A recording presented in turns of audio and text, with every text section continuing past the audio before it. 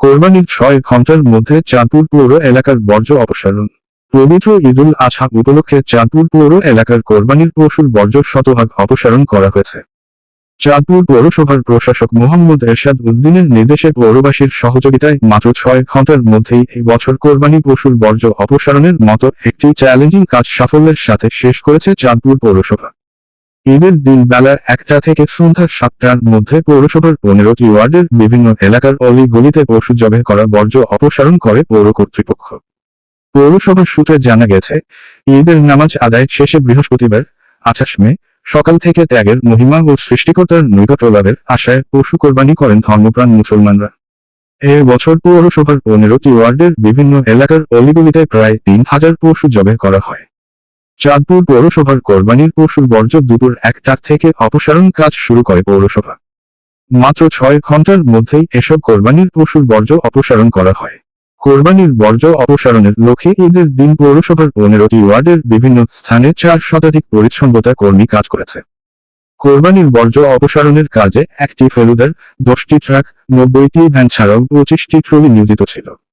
মাত্র 6 ঘন্টার মধ্যে কোরবানির বর্জ্য অপসারণের পর পৌর এলাকাকে দুর্গন্ধমুক্ত রাখার জন্য পরিচ্ছন্ন কর্মীরা রাস্তায়, ড্রেনে প্রায় 3500 কেজি ব্লিচিং পাউডার ছিটিয়ে দেয়।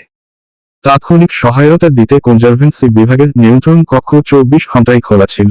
এর মধ্যে পৌর এলাকার বর্জ্য সন্ধ্যা 7টার মধ্যে শতভাগ অপসারণ সম্পন্ন হয়েছে বলে জানান পৌরসভার কনজারভেন্সি ইন্সপেক্টর মোহাম্মদ শাহজাহান খান। আসসালামু আলাইকুম, বিসমিল্লাহির রহমানির রহিম।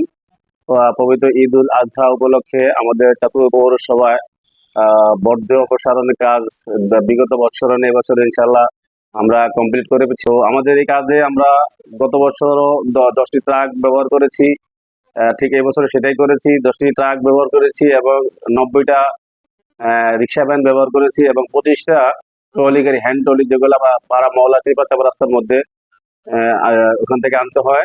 এবং আমাদের এই কাজে একটা ফেলুডার ব্যবহার করা হয়েছে এবং আমাদের 400 কর্মী এই কাজে নিয়োজিত ছিল। আমাদের 4 জন জমাদার মনিটরিং এ ছিল এবং 4 জন সুপারভাইজার মনিটরিং ছিল। আমি নিজে সম্পূর্ণ কাজটা তদারকি করেছি।